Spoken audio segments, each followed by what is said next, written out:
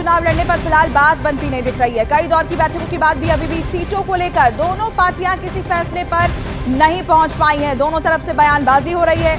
दावे किए जा रहे हैं कि 90 की 90 सीट पर अकेले ही चुनावी मैदान में उतरेंगे, लेकिन आम आदमी पार्टी की ओर से राघव चड्ढा और कांग्रेस की ओर से दीपक बावरिया को गठबंधन को अंजाम तक पहुंचाने की जिम्मेदारी सौंपी गई है। और शनिवार की शाम दोनों के बीच दिल्ली में कांग्रेस नेता उत्तम कुमार रेड्डी के घर लंबी बैठक हुई, लेकिन मामला फिर अटका रह गया। कहा यह जा रहा है कि कुछ दिनों में गठबंधन को लेकर ऐलान किया जा सकता है, लेकिन सीट शेयरिंग के फॉर्मूले पर बात बनती हुई दिखाई नहीं दे रही है। आम आदमी पार्टी की तरफ से ज्यादा सीटों की मांग हो रही है, कांग्रेस कम सीटें देने को तैयार है और इसी को लेकर खींचतान चल रही है।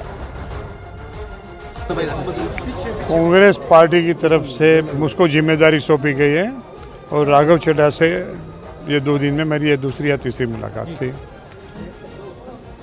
We are exchanging the locations, numbers etcetera, बात करते हैं, आगे बढ़ाने की कोशिश करते हैं। उम्मीद है 1-2 दिन में कुछ न कुछ नतीजा निकलेगा। उम्मीद है कि फाइनलाइज होगा, उम्मीद है, उम्मीद पर दुनिया कायम है, उम्मीद पर दुनिया कायम, उम्मीद है कि फाइनलाइज होगा, उम्मीद है, उम्मीद पर दुनिया कायम है, उम्मीद पर दुनिया कायम है।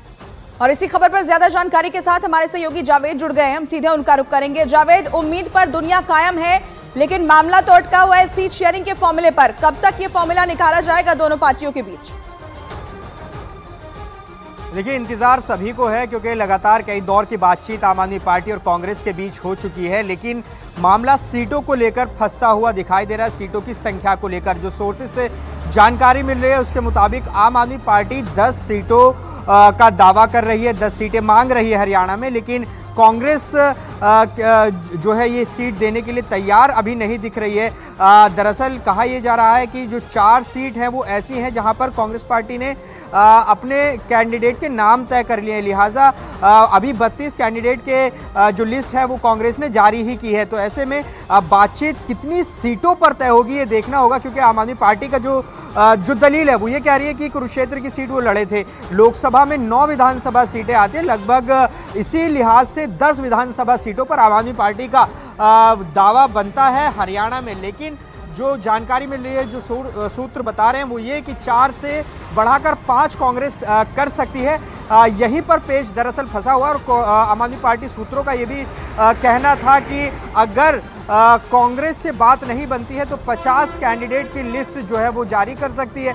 और रविवार का समय बताया गया था सूत्रों की तरफ से कि रविवार को पहली सूची जारी हो सकती है, लेकिन जिस तरह से कल बात हुई है तो ऐसा लग रहा है कि अभी ये लास्ट मोमेंट तक बात खींचेगी, क्योंकि 12 तारीख जो है वो नामांकन की अंतिम तारीख है। तो अब बहुत ज़्यादा समय बचा नहीं है, बहुत जल्द ये तय कर लेना होगा कि गठबंधन होना है या नहीं होना है। तो अब ये हम समझ सकते हैं कि ये बिल्कुल बातचीत एक तरह से। जावेद, आप बने रहिएगा हमारे साथ, हम आपके पास वापस लौटेंगे। आम आदमी पार्टी विधायक और पूर्व लोकसभा उम्मीदवार सोमनाथ भारती ने कांग्रेस नेताओं पर सवाल उठाए हैं। सोमनाथ भारती ने कांग्रेस के साथ गठबंधन को बेमेल और स्वार्थी बताया है। सोमनाथ भारती ने हरियाणा में गठबंधन करने से पहले दिल्ली लोकसभा चुनाव परिणाम देखने के लिए भी कहा है। सोमनाथ भारती ने यह भी आरोप लगाया कि आम आदमी पार्टी को हराने के लिए कांग्रेस और बीजेपी चुपके से साथ मिलकर काम करते हैं। सोमनाथ भारती ने लोकसभा चुनाव के दौरान दिल्ली में राहुल गांधी, प्रियंका और मल्लिकार्जुन खड़गे समेत कांग्रेस नेताओं के आम आदमी पार्टी के उम्मीदवारों के लिए प्रचार न करने का मुद्दा उठाया है। तो आम आदमी पार्टी के विधायक का विरोध जो है वो सामने आया है। जावेद हमारे साथ लगातार जुड़े। जावेद, इस मुद्दे को लेकर किस तरीके से बात आगे बढ़ेगी, क्योंकि आम आदमी पार्टी के अंदर ही अब इस गठबंधन को लेकर सवाल उठाए जा रहे हैं? देखिए, रात करीब 2 बजे सोमनाथ भारती ने ये ट्वीट किया और कहें तो इससे जाहिर है सियासी घमासान कांग्रेस और आम आदमी पार्टी के बीच दिखाई देगा, उस पर रिएक्शन भी आएगा। सोमनाथ भारती ने जो ट्वीट किया है ये बिल्कुल पार्टी की जो लाइन है, जो गठबंधन को लेकर लाइन है, उसके उलट है।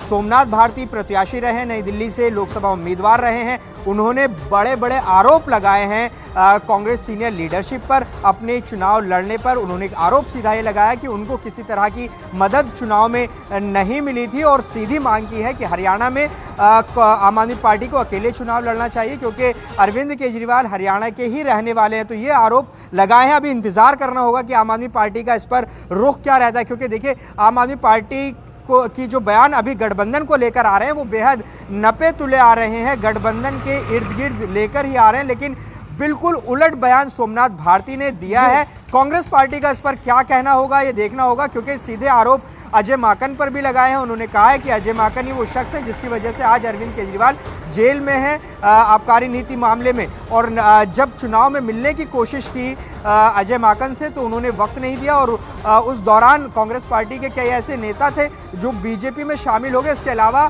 कांग्रेस और बीजेपी में साठगांठ का आरोप भी सोमनाथ भारती ने लगाया। तो ऐसे में आरोप गंभीर है, इस पर दोनों पार्टीज की तरफ से क्या रुख आएगा ये देखना होगा। लेकिन गठबंधन जब बातचीत लगातार चल रही है, ऐसे में सोमनाथ भारती का ये बयान अपने आप में बड़ा बयान है। जावेद, आप इस पर अपनी नजर बनाए रखिएगा। फिलहाल शुक्रिया आपका ये जानकारी हम तक पहुंचाने के लिए। तो कहीं ना कहीं मनमुटाव जरूर है आम आदमी पार्टी और कांग्रेस के बीच। आखिर बात अटकी कहां पर है? अभी बात चल रही है और कांग्रेस अपनी पहली लिस्ट भी जारी कर चुकी है।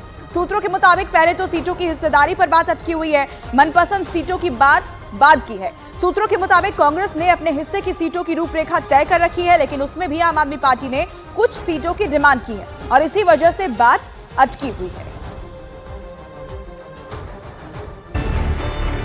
न्यूज़ 18 इंडिया चौपाल, एक ऐसा मंच जहां जब जब बात निकलेगी तो सिर्फ दूर तक नहीं बल्कि दुनिया के कोने कोने में जाएगी, क्योंकि इस बार बात होगी भारत के वैश्विक महाशक्ति बनने के लक्ष्य पर।